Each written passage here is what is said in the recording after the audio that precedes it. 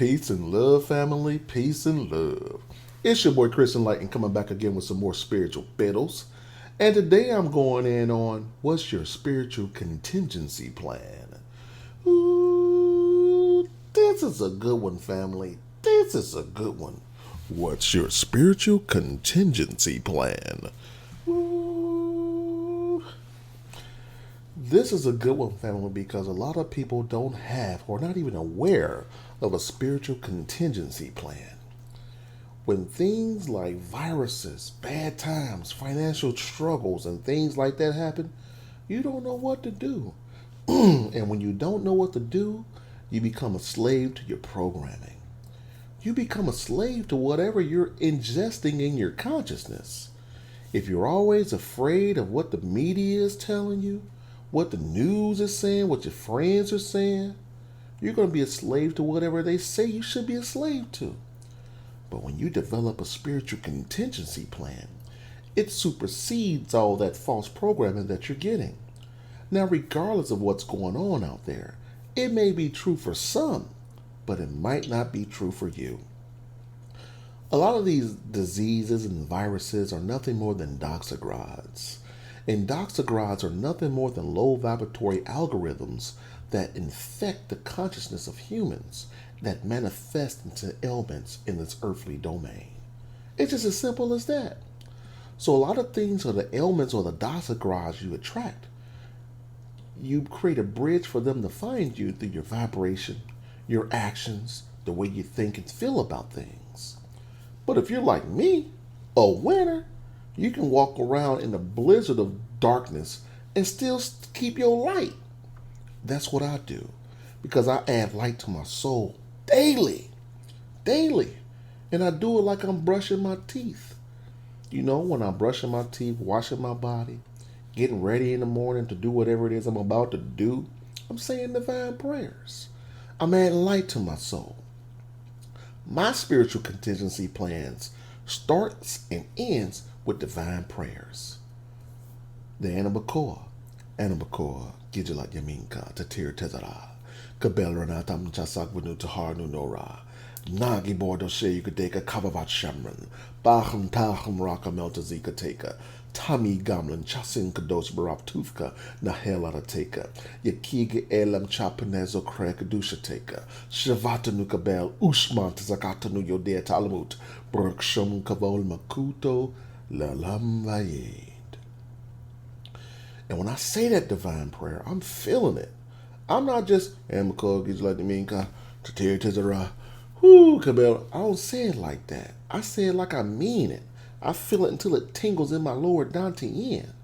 I'm saying it because I want something. I need something. I gotta have something. I gotta have light in my soul. Another prayer that I say every day, the body of light mantra. These are all the prayers that add light to my soul, and they're within my spiritual contingency plan.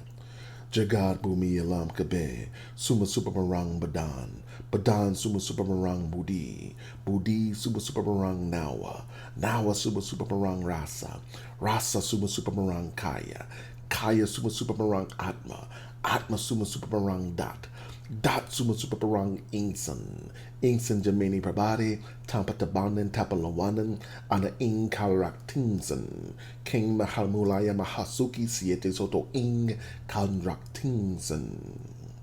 When I say these divine prayers, I feel that tingle because I know my spiritual contingency plan is attracting light to my soul. And when I attract light to my soul, I start vibrating higher. Family. There's other things that I do too. I motivate people. I keep my vibration up high. I'm always winning. Regardless of what I'm facing, I'm winning. While other people out here getting sick, going through hard times, I'm over here winning. I'm thriving. I'm striving. I'm creating. Nothing outside of me is affecting what's inside of me. Nothing outside of me is affecting what's inside of me. You know what I'm saying, family? I want you guys to have that. You know, peace and blessings to one of my young brothers. I'm not going to say his name, but you already know who you are. Just got off the phone with him. Energy way down here low. And I was real with him. I've been knowing you for almost 20 years. If you don't get your vibration right, you won't hear my voice again. Because that's the type of energy that you got to have in your spiritual contingency plan. You got to create a bubble around you that's filled with winning impetus, winning momentum, and things like that. And anything outside of your winning bubble that's not winning, that's not seeing the world, that's embracing poverty consciousness, that don't see wealth consciousness as for them, you got to cut them out. You got to cut them out because they're going to plant seeds of doubt within your consciousness.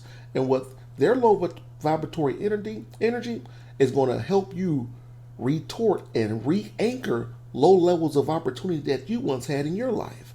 And I don't want that. Anything where I wasn't winning, I've learned from those challenges and it helped me evolve. And I've categorized it away and I don't look at it no more. Okay? That's in my spiritual contingency plan. Categorizing low vibratory situations or unfavorable situations and using them to help me win.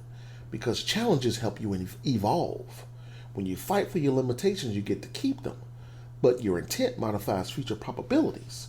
So whatever you have strong fervor for, you're going to win. It's just as simple as that. All that's in my spiritual contingency plan. Helping people, manifesting, always doing, consistently winning, paying for people's food, groceries, gas, well, all that good stuff. All that's in my spiritual contingency plan. So while everyone else is accepting whatever the media is saying, I'm out here still winning, family. So I really want you guys to develop and create and own and use and implement your spiritual contingency plan. Because time is short. There's one grain of sand left in the hourglass, family. You got one grain left. What you going to do with that last grain before it falls? You got to go all out. And you need to go all out on yourself, family. I'm winning. I'm winning. I stay winning. And I want you guys and gals and women and goddesses, baby girls, baby boys, to do the same thing, family. Because you deserve it. Usurp your divinity. Claim it. Own it. Covet your light. Because your light is your currency in the spiritual realm. And I don't care what you're going through. Everything starts on the spiritual realm first before manifesting your waking earthly domain. So on that note, hope you got some jewels on your spiritual contingency plan. You already know what I'm doing. Before I say my little spiel, go out and get my book, Poverty Consciousness. Go out and get that book. Because that book will set you on a path to realizing that you may have poverty consciousness. Some of you out there have poverty consciousness and don't even know it.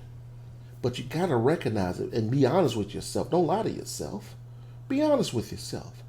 After you've read, learned, done the rituals that are in poverty consciousness, and your life starts turning different to help you win, then go out and invest in wealth consciousness. Wealth consciousness is one of those books that was so heavy that I had to rewrite that book 3 times.